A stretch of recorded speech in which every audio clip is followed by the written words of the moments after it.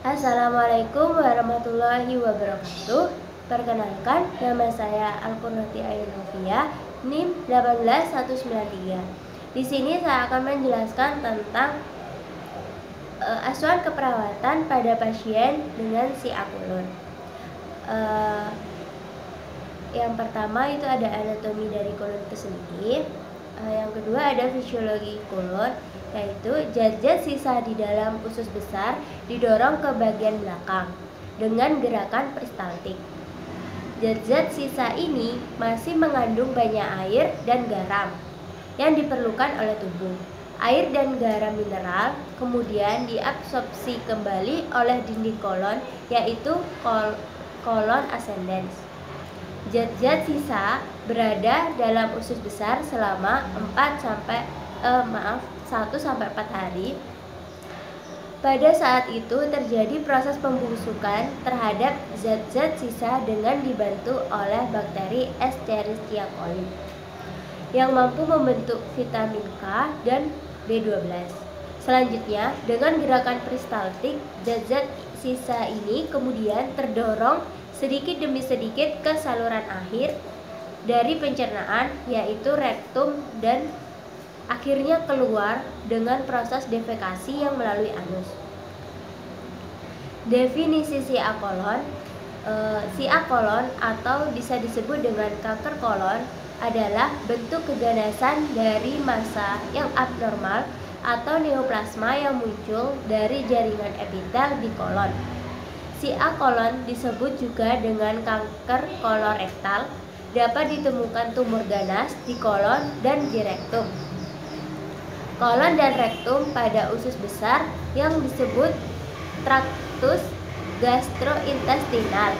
Pada umumnya, tumor kolorektal ini adalah adenokarsinoma yang kemudian berkembang dari polip adenoma.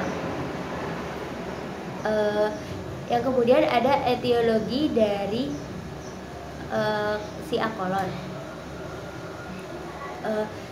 Pertumbuhan dan perkembangan dari SIA kolon atau kanker kolorektal merupakan interaksi antara faktor lingkungan dan juga faktor genetik. Faktor lingkungan yang kurang baik akan berikatan dengan faktor predisposisi sehingga dapat berkembang menjadi SIA kolon. Ada 3 kategori kanker kolorektal atau SIA kolon yang dibedakan berdasarkan perkembangan, antara lain yang pertama yang diturunkan atau inherited yang mencakup kurang dari 10% pada seluruh kasus SIA kolon. Yang kedua ada sporadik mencakup kurang lebih 70% dari keseluruhan kasus. Yang ketiga ada familial yang mencakup 20% dari keseluruhan kasus SIA kolon. Pada kategori yang diturunkan ialah individu yang mempunyai riwayat penyakit keluarga. Di dalam individu tersebut terdapat mutasi germline atau germline mutation pada salah satu alel dan terjadi mutasi pada alel yang lainnya. Misalnya pada FAP atau familial adenomatous polyposis dan HNPPC. Pada kategori sporadik memerlukan 2 mutasi somatik pada masing-masing alelnya. Dalam hal ini terdapat 2 proses perkembangan dari SIA kolon, antara lain yang pertama ada LOH atau loss of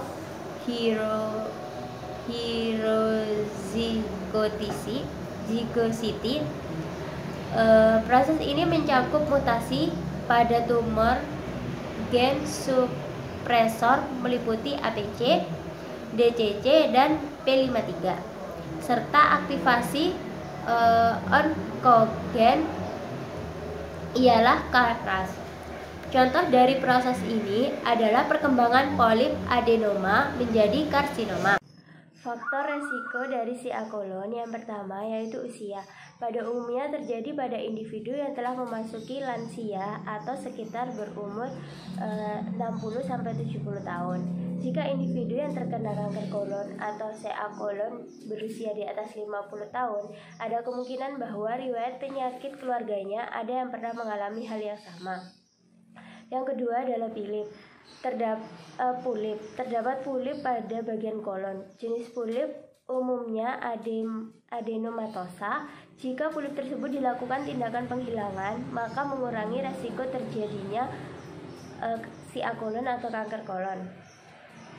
Polip yang terbentuk pada proses pematangan, peradangan, atau karakteristik mukosa yang abnormal.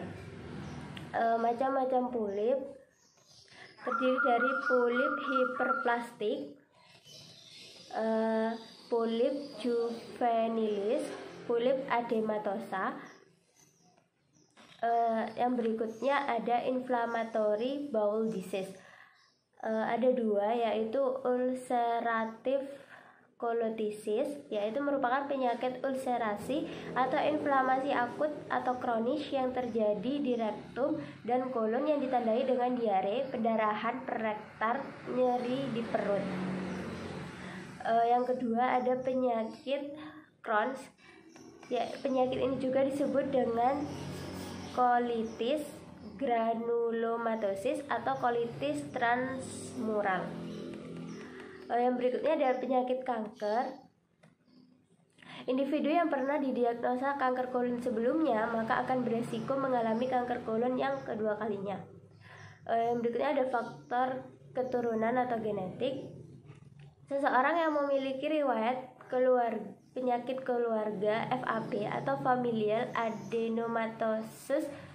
adenomatous polyposis atau polip adenomatosa familial yang memiliki faktor sebesar 100% yang terkena penyakit CA kolon pada usia di atas 40 tahun. Penyakit keturunan lain yaitu HNPCC atau Hereditary Non-Polyposis Colorectal Cancer.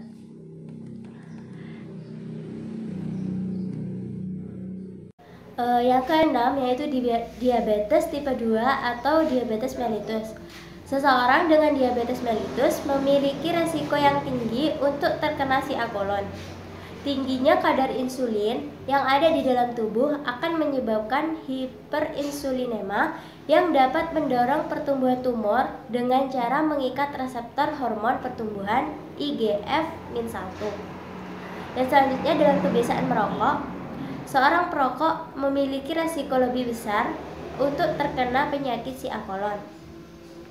Yang kedelapan, kebiasaan makan. Kebiasaan mengonsumsi daging merah dan sedikit mengonsumsi buah dan sayuran akan meningkatkan resiko terkenanya penyakit CA kolon. Karena daging merah mengandung banyak zat besi yang nanti akan menyebabkan kelebihan zat besi di dalam tubuh. Jika zat besi terlalu banyak, maka akan memiliki potensi karsinogenik atau substansi yang mengendap dan akan merusak organ sehingga memicu CA kolon. Yang selanjutnya dari riwayat obat, penggunaan aspirin dan obat-obatan non-steroid antiinflamasi dalam jangka panjang dapat menurunkan resiko dari CA kolon. Namun, The American Cancer Society tidak menganjurkan penggunaan obat-obatan ini untuk pencegahan kanker karena mengandung efek samping seperti pendarahan gastrointestinal yang disebabkan oleh aspirin dan NSAID atau serangan jantung dari sel aktif COX-2 inhibitor. Yang selanjutnya, terlalu banyak mengonsumsi makanan yang mengandung pewarna, apalagi pewarna non-makanan. Yang selanjutnya, terlalu banyak mengonsumsi makanan yang mengandung bahan pengawet, seperti MSG. Selanjutnya, kurangnya aktivitas fisik. Seseorang yang sering berolahraga akan memiliki resiko lebih rendah untuk terkena CA kolon. Yang selanjutnya ada obesitas. Lemak yang ada di dalam tubuh seseorang yang obesitas dapat menyumbat tipe sel khusus yang digunakan oleh tubuh untuk melawan kanker. Dan selanjutnya, infeksi virus tertentu, misalnya HPV atau Human Papilloma Virus. Dan selanjutnya, kontak dengan zat kimia tertentu seperti logam berat, toksin, ototoksin, dan gelombang elektromagnetik. Yang selanjutnya ada kebiasaan konsumsi alkohol, terutama bir, karena usus akan mengubah alkohol menjadi asetildehida yang akan meningkatkan resiko terkenanya kanker kolon. Yang berikutnya, bekerja dengan posisi duduk seharian seperti pegawai administrasi, sopir, dan lain-lain akan meningkatkan resiko terjadinya SIA kolon. Sekarang patofisiologi dari SIA kolon. Dari Medscape menjelaskan bahwa kanker kolorektal merupakan suatu penyakit yang bersifat kompleks dan perubahan terkaitan dengan genetik dengan perkembangan dari lesi premalignan untuk adenokarsinoma yang invasif.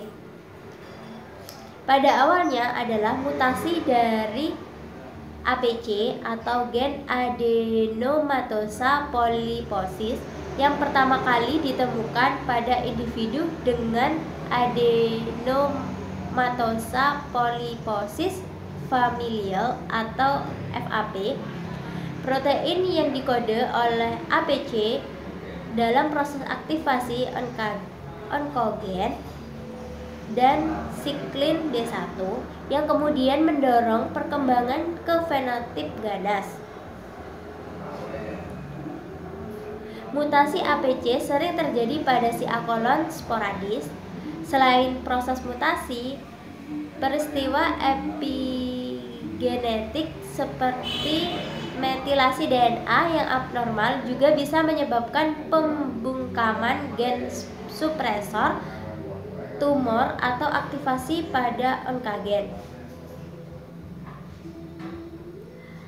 Gen penting lainnya pada proses karsinogenesis kolon meliputi onkogen KRAS, kromosom nomor 18, hilangnya heterozigositas atau LOH yang mengarah ke inaktivasi SMAD4 atau DPC4 dan DCC dihapus pada proses kanker usus besar. Gen suprasi tumor, kromosom lengan 17p mengalami penghapusan dan mutasi mempengaruhi P53 tumor resistensi berunding gen supresor kematian sel topogram. Yang selanjutnya ada stadium dari SIA kolon itu sendiri. Menurut Samsu Hidayat dibagi menjadi beberapa. Yang pertama, stadium 1, yaitu jika terdapat sel-sel kanker hanya sebatas di lapisan dinding usus besar atau lapisan mukosa. Yang kedua, stadium 2, jika sel-sel kanker sudah memasuki jaringan otot yang letaknya di lapisan bawah mukosa. Stadium 3, jika sel-sel kanker telah menyebar ke sebagian dari kelenjar limfe yang sebagian besar terdapat di area usus. Stadium 4, jika sel-sel kanker telah menyerang seluruh bagian dari kelenjar limfe atau menyerang ke organ lain di sekitarnya. Yang berikutnya ada klasifikasi dari SIA kolon. Dibagi menjadi sistem TNM. T yaitu berarti kanker SIA, kanker kolon primer. TO tidak ada kanker kolon. T1 invasi hingga mukosa atau ke submukosa. T2 invasi hingga ke bagian dinding otot. T3 kanker kolon telah menembus lapisan dinding otot. N. Kelenjar limfa. NO. Tidak ada metastase. N1. Metastasis ke bagian kelenjar regional unilateral. N2. Metastasis ke bagian kelenjar regional bilateral. N3. Metastasis multiple pada ekstensif bilateral. MO. Tidak ada metastasis jauh. M. Metastasis jauh. M1. Ada metastasis jauh. Klasifikasi dari kanker kolon menurut modifikasi dari Dukes antara lain: yang pertama A. Kanker hanya pada lapisan mukosa dan belum terdapat metastasis. B1. Kanker telah memfiltrasi lapisan muskularis. B2. Kanker telah dapat menembus lapisan muskularis hingga ke lapisan propia. C1. Kanker telah terdapat metastasis pada kelenjar getah bening sebanyak 1 hingga 4 buah. C2. Kanker telah terdapat metastasis pada kelenjar getah bening lebih dari 5 buah. D. Kanker telah terdapat metastasis regional pada tahap lanjut dan telah terdapat penyebaran yang luas dan tidak dapat dilakukan tindakan operasi. Manifestasi klinis dari SIA kolon pada kanker kolon di bagian kanan, yaitu isi dari kolon tersebut adalah cairan, terjadi obstruksi, melena, terasa nyeri dangkal di abdomen, anemia, mukus jarang terlihat. Jika orangnya kurus, maka kanker kolon kanan dapat diraba, namun tidak teraba jika masih stadium awal. Pasien merasakan tidak enak di bagian abdomen yang terkadang di epigastrium.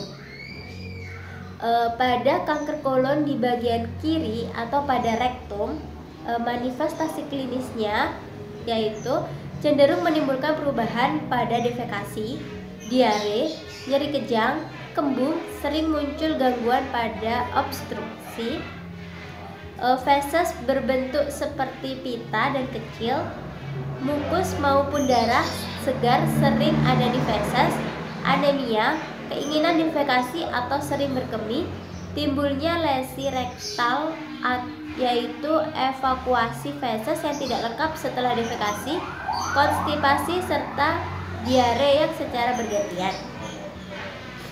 Pemeriksaan penunjang yang dapat dilakukan untuk menegakkan diagnosa dari SIA kolon itu sendiri. Yang pertama, endoskopi. Endoskopi adalah sebuah prosedur diagnostik yang paling utama untuk menegakkan diagnosis. Bisa dilakukan dengan sigmoidoskopi atau melalui kolonoskopi, atau juga jika diperlukan melakukan biopsi.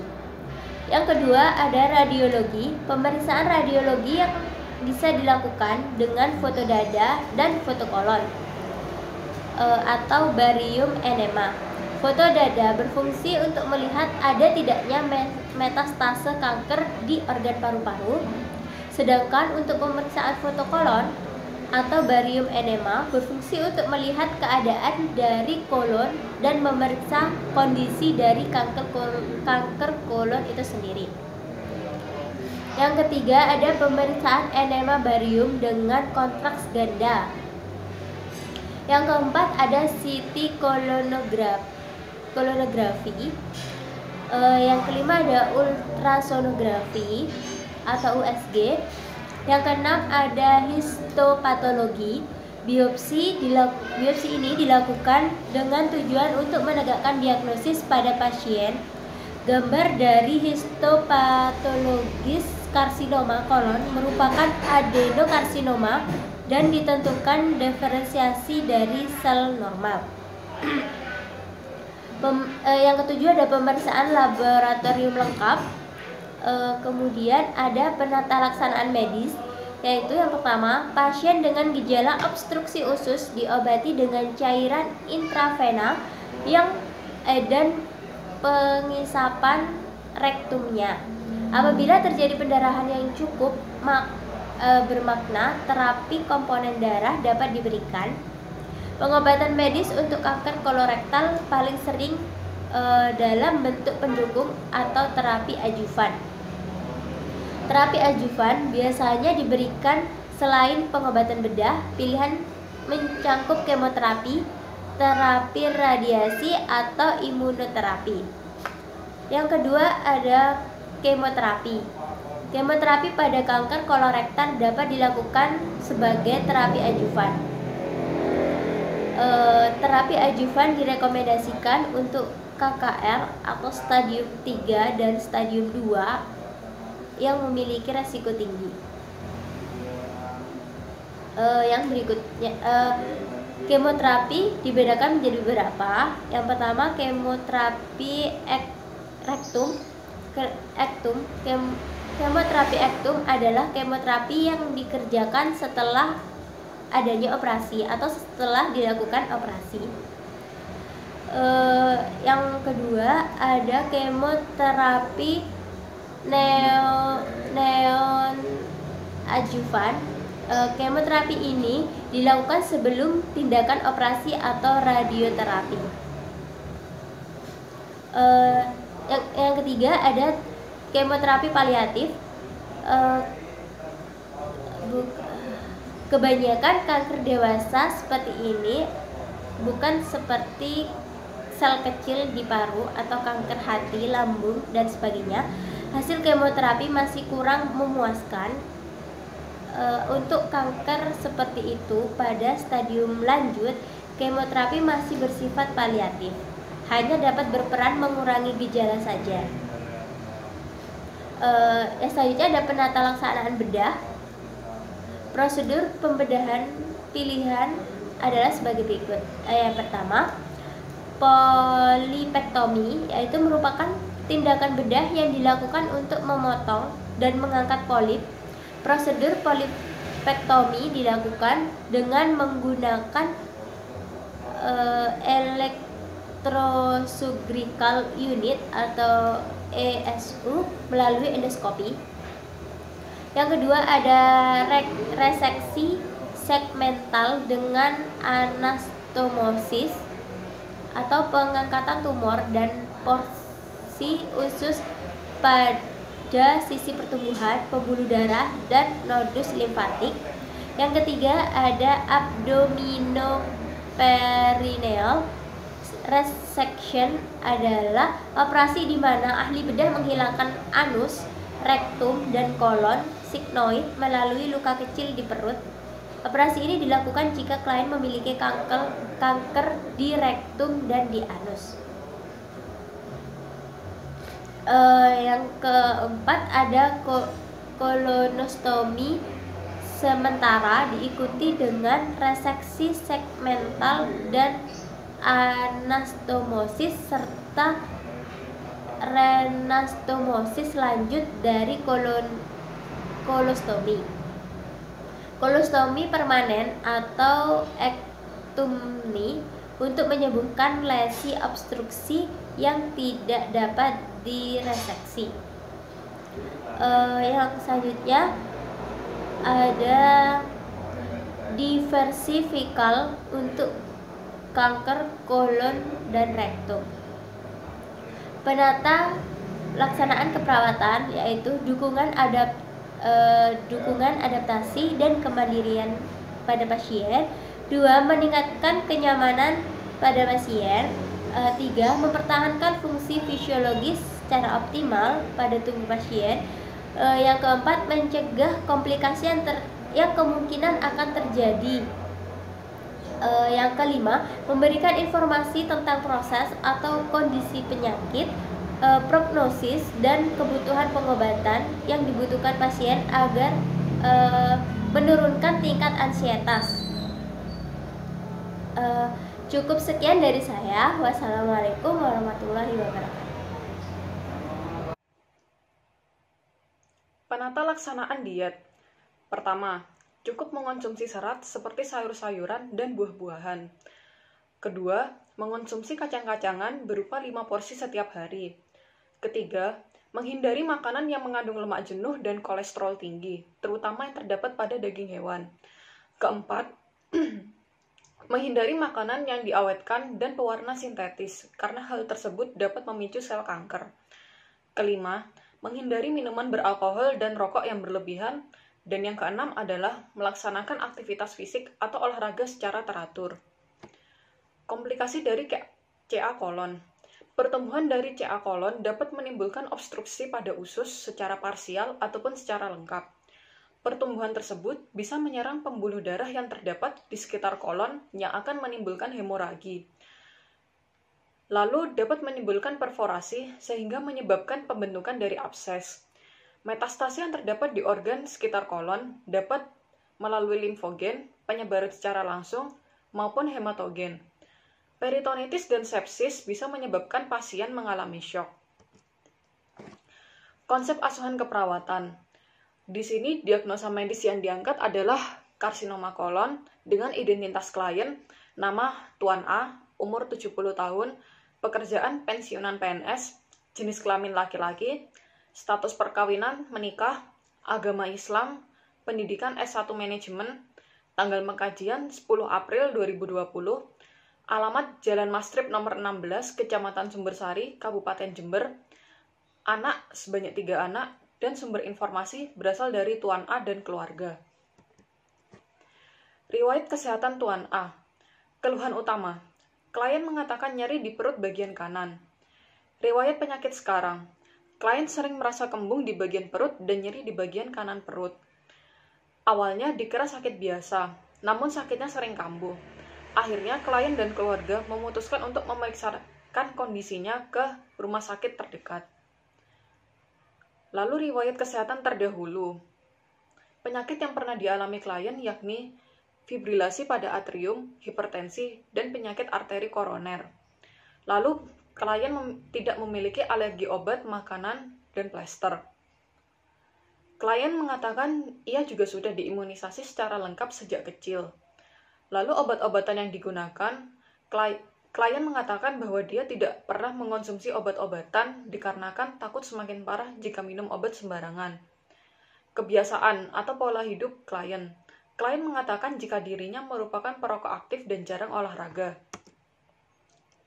Riwayat keluarga. Klien mengatakan jika keluarganya tidak ada yang pernah mengalami hal ini sebelumnya. Lalu genogram dalam keluarga klien bisa dilihat di slide 22. Pengkajian pola Gordon atau Nanda. Yang pertama, persepsi kesehatan dan pemeliharaan kesehatan. Klien tidak pernah ke pelayanan kesehatan untuk melakukan pemeriksaan terkait kesehatannya. Yang kedua, pola nutrisi atau metabolik ABCD. IMT klien sendiri menunjukkan bahwa pola nutrisinya kurang adekuat karena berada di bawah rata-rata. Lalu biomedical sign, antigen carcinoembryonic serum atau CEA pasien meningkat menjadi 33,2 mg per mili Ng per mili dan 5,4 Ng per mili. Lalu tanda-tanda klinis yang ada pada klien antara lain kesakitan di bagian perut kanan, kurus, sesak nafas. Lalu pola diet, interpretasinya tadi sudah dijelaskan bahwa pola nutrisi klien kurang baik. Sebelum sakit, klien makan 3 kali sehari. Saat sakit, klien makan 1 kali sehari. Porsi makan klien sebelum sakit dalam 1 piring itu dihabiskan. Saat sakit, klien hanya menghabiskan setengah porsi dari piring yang dia pakai. Lalu variasi makanan. Sebelum sakit, klien suka sayur-sayur, buah-buahan, dan lain-lain. Saat sakit, klien tidak mau makan sayur. Sebelum sakit, nafsu makan klien baik, dan pada saat sakit, nafsu makan klien kurang baik. Pola eliminasi, IWL-nya 30. Sebelum sakit, frekuensinya 4 kali per hari. Jumlahnya 24 ml. Warna bening, bau khas urin, karakter cair, tidak menggunakan alat, dan eliminasinya secara mandiri. Saat sakit, klien eliminasi 4 kali per hari dengan konsistensi 24 ml, warna bening, khas urin, cair, tidak menggunakan alat, dan mandiri. Lalu untuk BAB, sebelum sakit, klien BAB 1 kali per 2 hari. Konsistensinya normal, penggunaan alat bantu tidak ada, dan mandiri. Saat sakit, klien BAB 1 kali per 2 hari, konsistensi normal, penggunaan alat bantu tidak ada, dan mandiri. Pola aktivitas dan latihan klien, semuanya mulai dari kemampuan perawatan, mulai dari makan minum, toileting, berpakaian, mobilitas di tempat tidur, berpindah, dan ambulasi, itu dilakukan secara mandiri, dengan poin 4. Lalu pola tidur dan istirahat klien. Durasi klien tidur 5 sampai dengan 6 jam per harinya. Gangguan tidurnya, terdapat gangguan tidur setiap hari karena merasakan nyeri pada abdomen sebelah kanan. Lalu pola kognitif dan perseptual. Fungsi kognitif dan memori. Klien sedikit mengalami kemunduran pada kognitif terkait masalah umur yang sudah lansia. Fungsi dan keadaan indera. Fungsi dari panca indera mengalami kemunduran karena faktor usia. Lalu pola persepsi diri. Gambaran dirinya, klien mengatakan bahwa ia tetap optimis terhadap kesehatannya. Identitas diri. Klien merupakan seorang kepala rumah tangga dengan pekerjaan sebagai pensiunan PNS dan memiliki 1 istri dan 3 anak. Harga diri. Walaupun keadaannya sekarang sedang sakit, klien tetap menjalankan perannya sebagai kepala keluarga. Ideal diri. Klien tidak menyerah untuk terus melakukan pengobatan demi kesembuhannya. Peran diri. Perannya sebagai kepala keluarga dan kakek dari cucu-cucunya. Pola seksualitas dan reproduksi. Klien tidak memiliki keluhan dalam pola seksualitas dan fungsi reproduksi. Pola peran dan dukungan.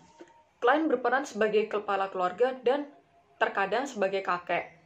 Pola manajemen coping stress. Awalnya, klien merasa khawatir dan stres terkait kesehatannya yang semakin hari semakin memburuk. Namun karena adanya dukungan dari seluruh orang yang dia cintai, maka perasaan tersebut berkurang seiring waktu. Sistem nilai dan keyakinan. Klien merupakan seseorang yang taat beribadah dan melaksanakan sholat 5 waktu. Pemeriksaan fisik. Klien tampak lemah meskipun dapat melakukan secara mandiri dan tingkat kesadaran komposmentis. Tanda-tanda vital. Tekanan darah 110/80 mm per Hg, nadi 102 kali per menit, RR 2 kali per menit, dan suhu 36,6 derajat Celcius. Analisa data dan masalah. Data DS. Pasien mengatakan bahwa nyeri di bagian perut kanan. Pasien berkeringat. Pasien mengatakan kesulitan tidur. Pasien mengatakan skala nyeri 6. Pasien mengatakan nyeri seperti ditusuk. Pasien mengatakan nyeri tetap terasa saat beraktivitas dan saat istirahat. Pasien mengatakan nyeri yang dirasakan lebih dari 3 bulan dengan rentan muncul sewaktu-waktu. DO. TD 110/80 mm per Hg, nadi 102 kali per menit, RR 22 kali per menit, suhu 36,6 derajat Celcius, wajah terlihat meringis kesakitan, dilatasi pupil, gerakan mata hanya fokus pada bagian yang sakit, dan tangan pasien terlihat terus memegangi perutnya yang sakit. Etiologinya nyeri kronik dan masalahnya nyeri kronik. Data DS, keluarga klien mengatakan bahwa klien tidak mau makan. Klien mengatakan tidak nafsu makan. DO, 110/80 mg. Tekanan darahnya. Nadi 102 kali per menit. RR 22 kali per menit, suhu 36,6 derajat Celcius. Masalahnya, ketidakseimbangan nutrisi kurang dari kebutuhan tubuh.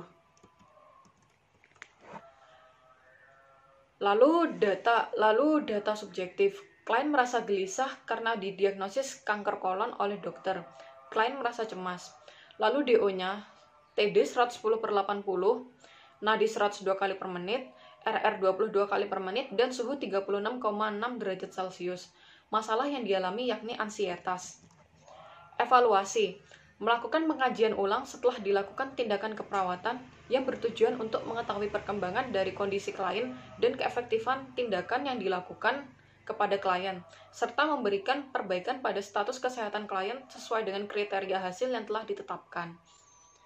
Sekian presentasi dari saya, kurang lebihnya mohon maaf. Wassalamualaikum warahmatullahi wabarakatuh.